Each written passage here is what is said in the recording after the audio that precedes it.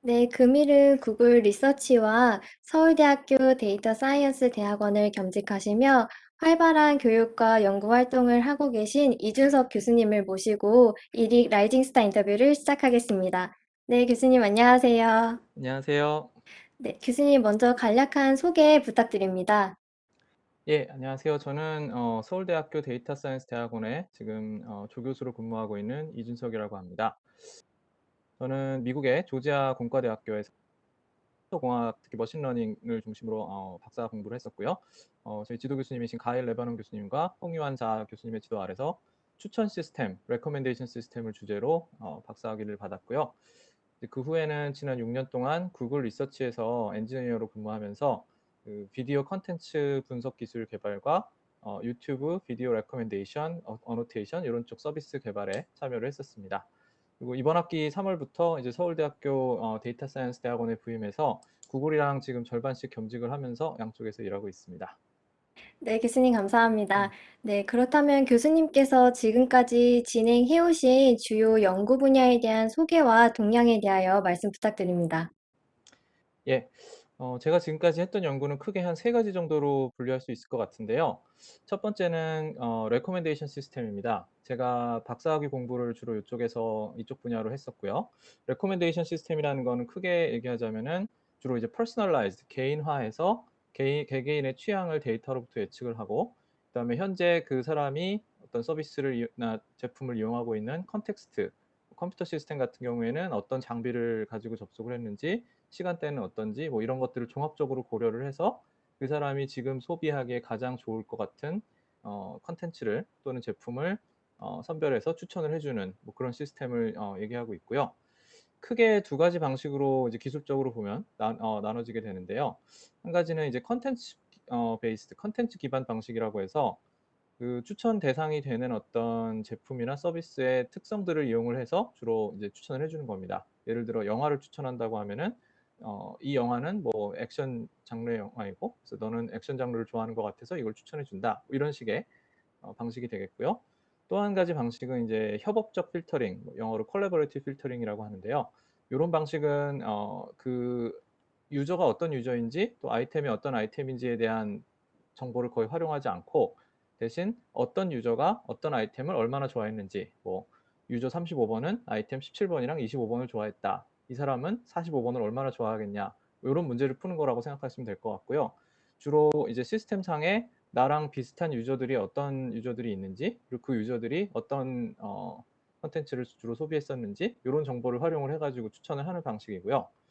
저는 요쪽 분야를 중심으로 좀 공부를 했었습니다. 그래서 로컬 커뮤니티를 찾아내고 그 로컬 커뮤니티를 기반으로 하는 좀 더 특화된 추천을 하면은 좀 더 좋은 추천을 만들어낼 수 있다. 예를 들어서 뭐 20대 여성 유저들과 그 로맨틱 코미디 영화만을 가지고 만든 모델을 그 커뮤니티에 적용을 하면 더 좋은 추천을 할 수 있고 이런 방식으로 여러 서브 커뮤니티를 찾아 가지고 하는 방식을 이용을 하면은 좀 더 좋은 추천을 할 수 있다. 요런 주제로 박사학위 공부를 했었습니다. 저는 추천 시스템으로 쭉 공부를 하다가 이제 그 구글에서 일하면서 잠시 여기서 좀 떠나 있었는데 지금 올해 초부터 다시 추천하는 팀으로 다시 옮겨오게 돼서 지금은 유튜브 뮤직에서 레코멘데이션 일을 하고 있습니다. 그다음에 두 번째 주제는 이제 그 제가 구글에서 주로 했었던 업무인데요. 비디오 언더스탠딩이라는 주제인데 비디오 언더스탠딩이라는 것은 사람이 비디오를 보면은 이게 다큐멘터리인지 어떤 뮤직비디오인지 또 여기에 나오는 사람이 어떤 사람인지 뭐 이런 거를 우리가 딱 보고 알 수가 있잖아요.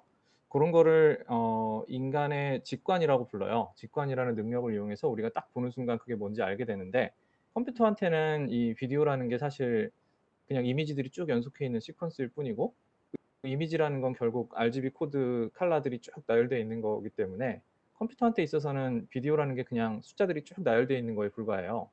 그럼 컴퓨터한테 어떻게 하면 이게 다큐멘터리인지 뭐 산이 나오는지 사람이 나오는지 어떻게 이해시킬 수 있을까? 그런 거를 연구하는 분야가 비디오 언더스탠딩이라는 분야고요.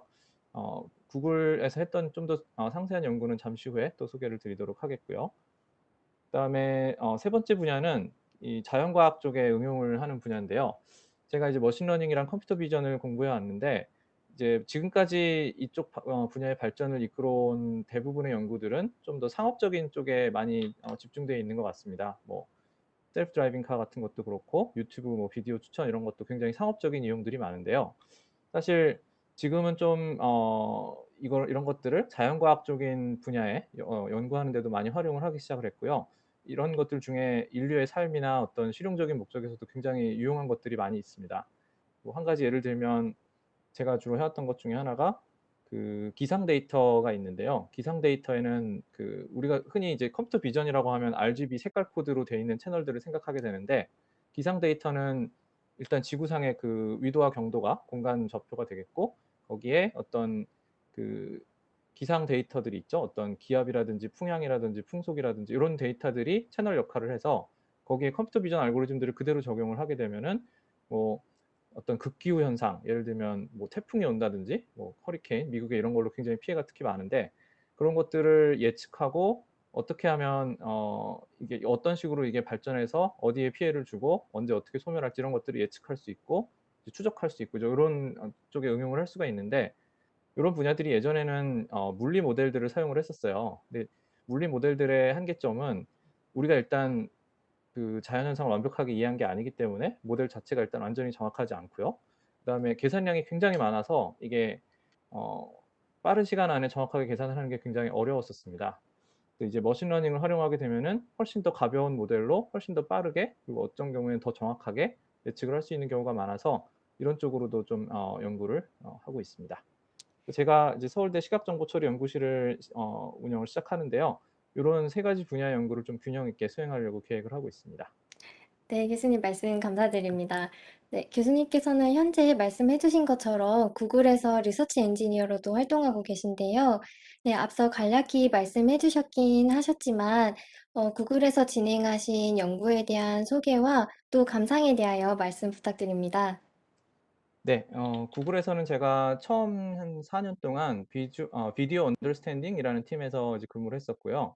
거기서 했었던 주요 프로젝트는 그 비디오에 있는 오디오 비주얼한 정보들을 가지고 어 그 비디오의 내용을 인식해서 그것을 좀 더 되게 컴팩트한 리프레젠테이션으로 만드는 리프레젠테이션 러닝을 주로 했었습니다.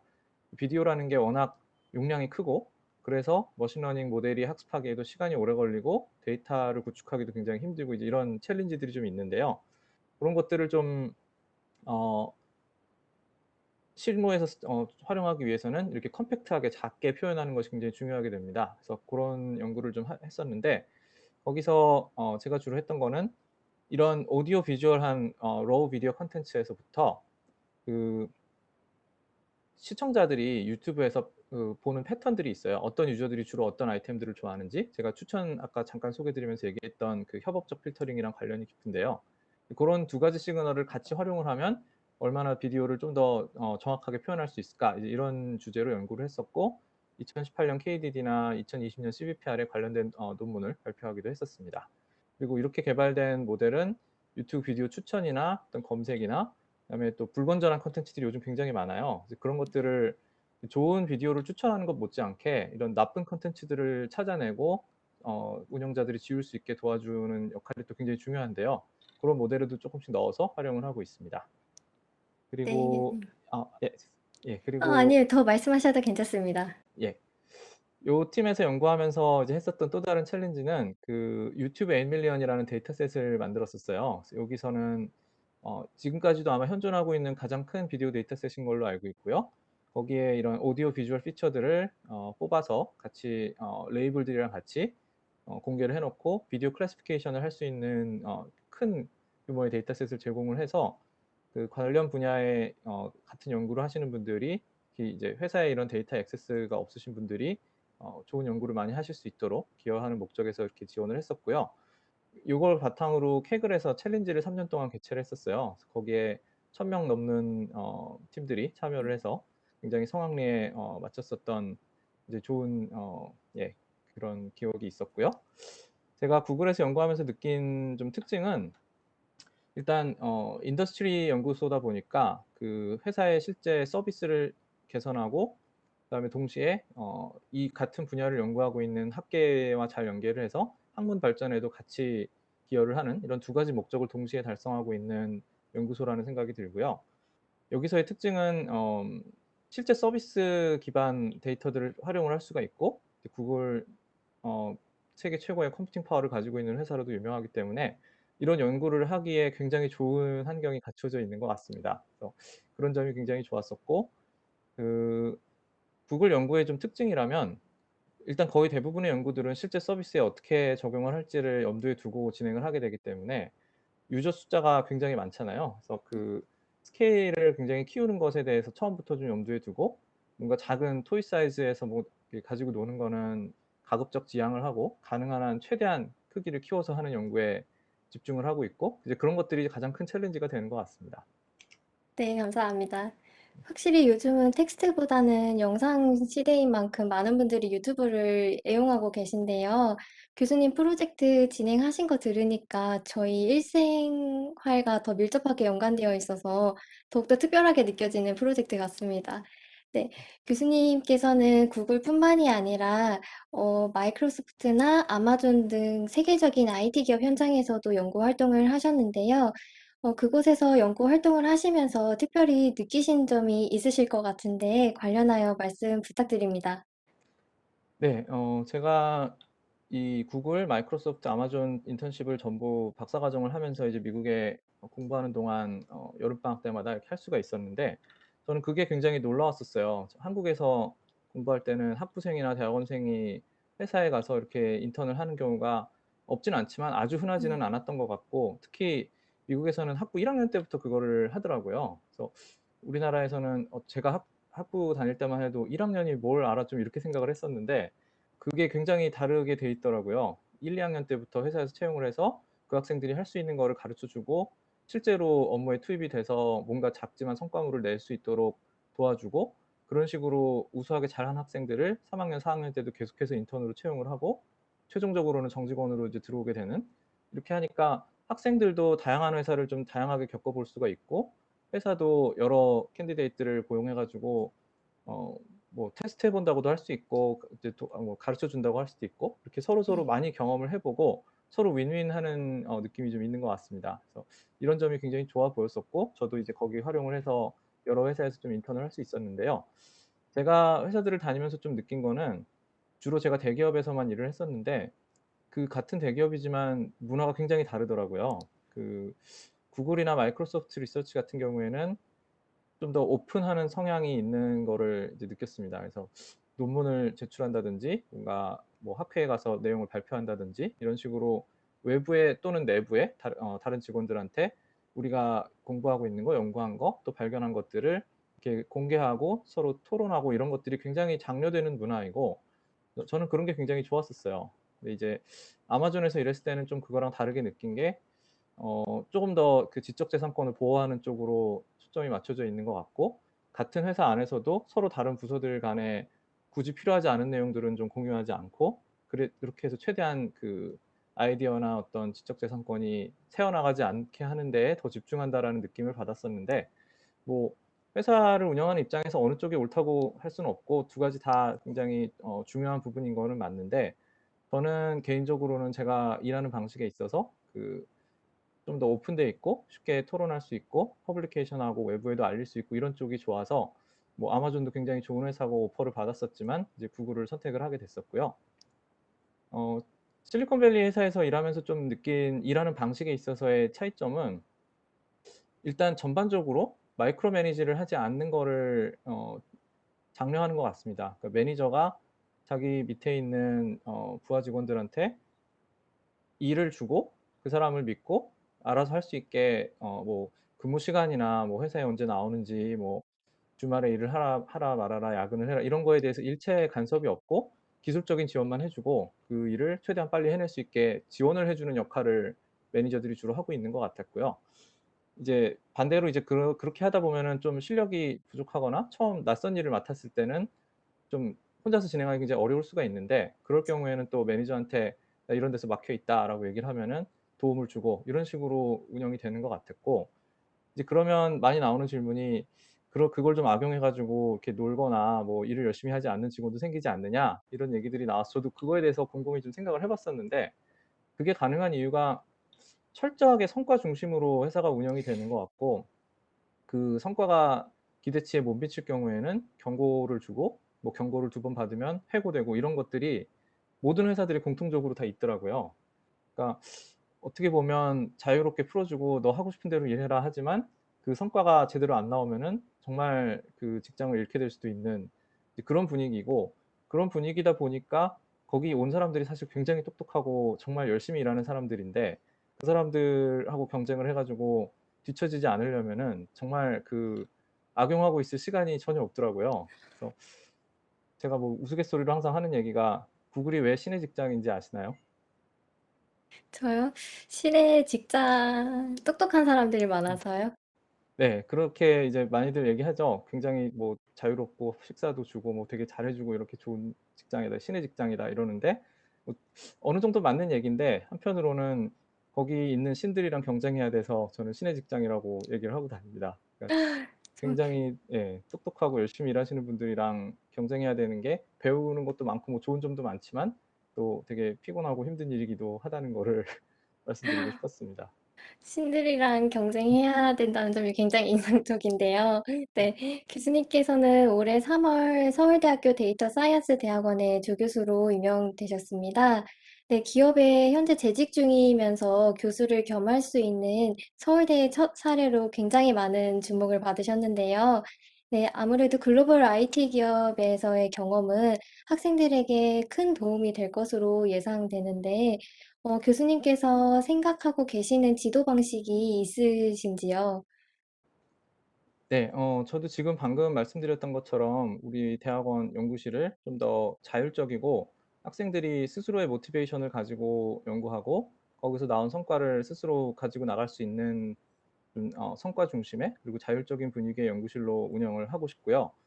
특히 이제 제가 겸직 중이기 때문에 아무래도 학교에 100% 계신 분들보다는 학생들 지도에 더 많은 시간을 쓰기가 좀 어려울 수도 있기 때문에, 특히 그런 점들이 더 좀 중요할 것 같고, 학생들이 스스로 모티베이션을 가지고 연구에 임해줬으면 좋겠고, 또 제가 필요할 때는 언제든지 지도를 해주고, 그렇게 해서 같이 좋은 성과를 내는 연구실이 됐으면 좋겠고요. 그다음에 제가 실리콘밸리를 비롯해서 미국에서 좀 일을 해봤었기 때문에, 그 컴퓨터 사이언스나 이런 AI 쪽을 전공하는 학생들이라면은 실리콘밸리를 한 번쯤 경험해 보는 거는 굉장히 좋은 경험이 된다고 생각해요. 그래서 학교 다닐 때 이렇게 인턴을 할 수 있으면 그것도 굉장히 좋은 것 같고, 또는 졸업하고 뭐 짧게는 1, 2년에서 길게는 뭐 5년 이상 거기 취업을 해서 실제로 일을 해보고 그쪽 사람들은 어떻게 일하는지를 한번 배우고, 뭐 한국에서의 경험과 비교해서 자기가 더 맞는 곳을 찾을 수 있다면 그게 굉장히 좋은 기회가 될 것 같아서, 이제 제가 미국에 나가서 느꼈던 거는 중국이나 인도인들은 굉장히 그런 네트워크가 활발하게 잘 돼 있는 것 같았어요. 즉, 새로 오는 학생 후배들한테 선배들이 계속 좋은 정보를 주고, 그 좋은 회사에 계속해서 취업시킬 수 있게 이렇게 많은 정보를 주고 도와주고, 이런 네트워크가 잘 돼 있는데, 한국은 그쪽보단 인구가 아무래도 적고 좀 그런 면이 좀 취약한 점도 있는 것 같고, 저도 개인적으로 한국에 있을 때는 그런 길이 있다는 걸 잘 몰랐었어요. 제가 미국에서 학위를 한 다음에 미국에서 일을 할 수 있다라는 사실 자체를 유학 나갈 때까지 몰랐었어요. 물론 제가 잘 알아봤으면 알았을 수도 있을 텐데, 그런 점에서 좀 정보가 부족했던 것 같고, 지금 이제 비슷한 생각을 하고 있는 한국의 학생들한테 이제 그런 정보도 많이 제공해주고, 또 좋은 회사에서 취직할 수 있게 필요한 스킬셋이나 이런 공부를 도와주는 그런 역할도 같이 좀 해보고 싶습니다. 네, 교수님의 이런 멘토 역할과 지향하시는 점이 나중에 교수님 연구실도 신들이 경쟁하는 곳이 되지 않을까 믿어 의심치 않습니다. 네. 교수님, 그러면 많은 학생들에게 좀 공부하는 데 도움이 될 수 있도록 교수님이 특별하게 기억에 남거나 아니면 좋게 평가하는 교수님의 논문이 있다면 추천 부탁드립니다. 네. 제 논문 중에 가장 기억에 남는 논문은 제가 박사 과정을 마무리할 때쯤에 이제 썼던 논문들인데, 그 롤마라고 하죠. Local Low Rank Matrix Approximation이라는 제목으로 그 2013년 ICML이라는 컨퍼런스에서 발표를 했고, 그 후속 논문을 월드 와이드 웹 컨퍼런스에서 또 발표를 했었습니다.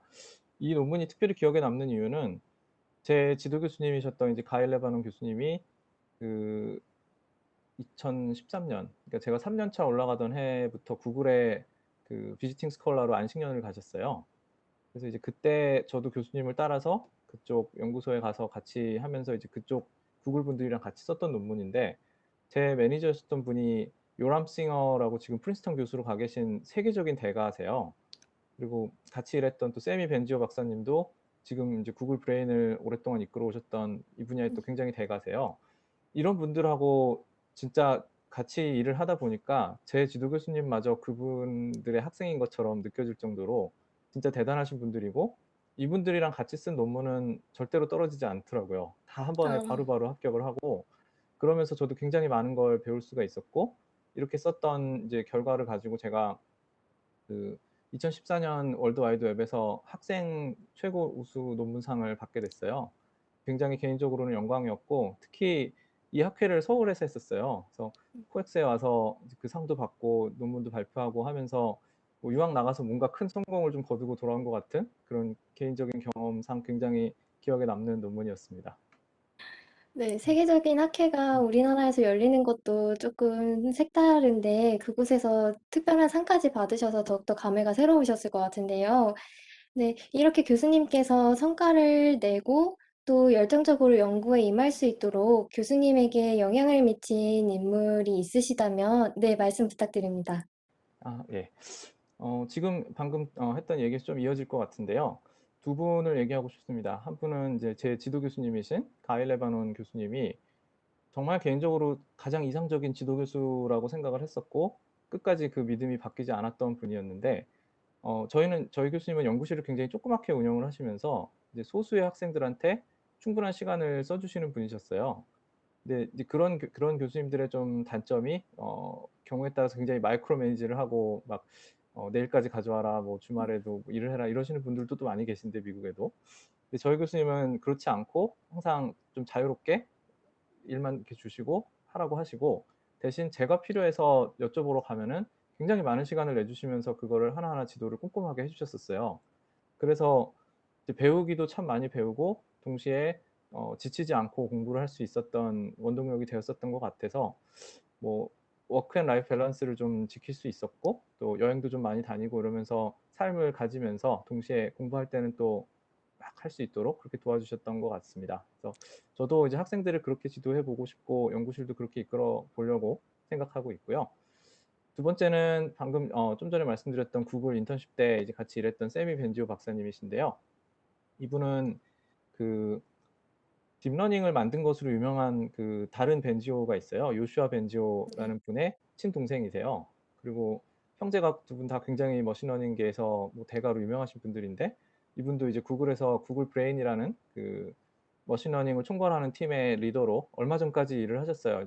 지난달에 애플로 이직하셨는데, 이분하고 같이 일을 하면서 느낀 게 정말 최고의 멘토셨어요. 그러니까 이분은 경력이 한 30년 이상 되신 굉장히 시니어 리서처신데, 이런 분들이 직접 아직까지도 코딩을 하세요. 그리고 굉장히 세세한 부분까지 본인이 다 알고 계시기 때문에 저 같은 학생이 질문을 해도 그런 작은 거 하나하나까지 다 알고 계시고 다 친절하게 가르쳐 주시는 점이 진짜 좋았었어요. 그래서 되게 많이 배울 수 있었고, 뭐 일 외적으로는 진짜 항상 친구같이 서로 농담 주고 받으면서 굉장히 친하게 지냈었고, 뭐 한 가지 예로는 그 제가 회사에 이제 커피 머신이 여러 개가 있는데, 그중에 좀 좋은 에스프레소 머신이 있고 그냥 버튼 하나만 누르면 나오는 작은 커피 머신이 있어요. 저는 에스프레소 커피 맛 잘 그렇게 구별 못 해가지고 그 작은 머신으로 그냥 커피 마시고 있었더니 이렇게 오시더니, 너는 그걸 커피라고 마시고 있냐고, 내가 이거 가르쳐 줄 테니까 이거 이제부터 이거 쓰라고 그래서 세세한 에스프레소 좀, 부분까지. 예, 만들어 주시고 좀 그랬었던 기억도 있습니다. 그래서 굉장히 지금까지도 연락하고 지내고 있고, 굉장히 좋은 멘토로서 항상 이 뭐 커리어에 있어서도 조언 많이 해주시고 그런 분으로, 예, 기억하고 있습니다. 네, 교수님 말씀 감사합니다. 네, 그렇다면 인공지능 분야로 진학하려는 후배들이나 유학을 준비하는 학생들에게 조언해 주시면 정말 큰 도움이 될 것 같은데요. 네, 관련하여 말씀 부탁드립니다. 네, 이 AI 분야나 아니면 컴퓨터 사이언스라는 학문이 굉장히 재밌는 부분이, 어, 다른 학문 같은 경우에는 고등학교 때까지 배웠던 내용들을 모르면 더 이상 대학에서 공부를 할 수가 없는 경우가 많아요. 가령 물리학과에 가려면 고등학교 때까지 배우는 이과 물리를 다 알아야 다 이제 진학을 하고 공부를 할 수가 네. 있게 되는데요. 컴퓨터 공학은 특징이 고등학교 때까지 배웠던 내용이 거의 들어가지 않고 다 대학에서 새로 배우는 경우가 많습니다. 그래서 프로그래밍도 저 같은 경우에도 대학에 들어와서 처음 배우기 시작을 했었고, 뭐 AI도 물론 대학 들어와서 다 처음 공부를 시작했기 때문에, 제가 여기서 말씀드리고 싶은 것은 이 분야가 요즘 굉장히 가능성이 많고 많은 잡이 있고 굉장히 촉망받는 분야임에도 불구하고 여기에 도전하지 못할 사람은 없다는 얘기를 드리고 싶었어요. 누구나 관심이 있으면 시작을 할 수가 있고 한번 시작은 해볼 수 있을 것 같아요. 이게 적성이 안 맞으면 정말 어려운 분야인 것 같아요. 뭔가 내용이 어렵고 누구는 못하는 일이고 이런 거는 전혀 없는데 적성이 잘 안 맞는 분들은 굉장히 싫어하시더라고요. 그런 거는 있지만 어쨌든 누구나 지금까지 자기가 가지고 있는 사전 지식과 무관하게 한번 공부해 볼 수 있고 한번 시도해 볼 수 있다는 점에서 굉장히 매력적인 학문이라는 생각이 들고요. AI를 공부하고 싶다면은 저는 제일 처음에 가장 중요한 거는 일단 컴퓨터 프로그래밍의 기초, 그다음에 머신러닝에 대한 어떤 이론, 그다음에 요즘 이제 이런 AI를 좀 쉽게 시작할 수 있게 하는 있어요. 텐서플로우나 뭐 파이토르치나 이런 것들. 그리고 조금 더 이제 공부를 체계적으로 하고 싶은 학생들은 자료 구조, 데이터 스트럭처라고 하죠. 아니면 알고리즘 이런 쪽에 컴퓨터 공학의 기본이 되는 수업들을 들어보시고 공부를 하시면은 좀 많이 도움이 될 것 같고요. 이 정도 기초가 갖추어지면은 이제 본격적으로 대학에 있는 연구실에서 인턴을 할 수 있어요. 학부생들도 할 수 있고 뭐 학생이 아니어도 뭐 희망하시면 할 수 있는데 인턴을 참여하시면서 실제로 논문을 쓰고 어떤 연구가 진행되는 거를 참여해 보시는 게 일단 본인이 이 분야에 잘 맞는지를 한번 점검해 볼 수 있는 가장 좋은 방법이고, 특히 유학을 생각하고 계신 분들한테는 이게 필수예요. 요즘 미국 특히 좋은 대학일수록 박사과정이나 석사과정으로 유학을 가려면 이미 논문이 있어야 될 정도로 굉장히 경쟁이 치열해지고 있어요. 그리고 다른 나라 뭐 중국이나 인도나 뭐 미국에서도 많은 학부생들이 실제로 최고 좋은 학회에 논문을 막 내면서 실적을 내고 있기 때문에 어, 이런 쪽에 이제 좀 더 깊이 공부해보고 싶은 학생들은 꼭 연구 과정에 한번 참여해 보시는 거를 저는 권해드리고 싶습니다. 네, 교수님 말씀 감사합니다. 네, 어느덧 마지막 질문이 되었는데요. 혹시 연구와 관련한 앞으로의 계획이 있으신지요? 예, 저는 지금 데이터 사이언스 대학원에 이제 임용이 돼서 이제 막 한 학기를 마치고 있는데요. 저희 서울대 데이터 사이언스 대학원은 그 다양한 전공을 학부에서 전공했던 학생들을 대학원 그분들이 대학원에 입학해서 본인의 원래 전공을 하나의 무기로 가지고 또 AI, 데이터 사이언스라는 새로운 것을 배워서 두 가지를 같이 융합해서 사회의 되게 다양한 분야에서 이런 데이터 사이언스나 AI를 활용하는 연구나 아니면 산업에서 활약하는 인재를 기르는 것을 목적으로 하고 있고요. 저희 대학원 내에서도 이제 다른 다양한 학과들과 같이 학제 간 연구를 하는 것에 많은 관심을 가지고 있습니다. 그래서 제 연구실에서는 AI 코어에 해당하는 뭐 컴퓨터 비전이나 이런 레코멘데이션 시스템 같은 진짜 순수한 AI 코어부터 시작해서 뭐 아까 말씀드렸던 자연과학 쪽 분야라든지 뭐 이런 다양한 분야에 응용을 하는 것까지 종합적으로 연구를 하려고 계획을 하고 있고요. 또 제가 실리콘밸리에서 일을 했던 경험을 살려서 좀 더 실용적인 교육과 그다음에 어, 해외 진출을 희망하는 학생들에게 좀 더 실용적인, 좀 실무적인 도움을 줄 수 있는 그런 교육을 하고 싶습니다. 네, 교수님 말씀 감사합니다. 네, 혹시 금일 진행된 인터뷰 관련해서 덧붙이고 싶은 말씀 있으실까요? 네, 뭐 제가 드리고 싶은 이야기는 거의 다 드린 것 같고요. 이렇게 인터뷰 자리 만들어 주신 아이릭이라고 읽어야 되나요?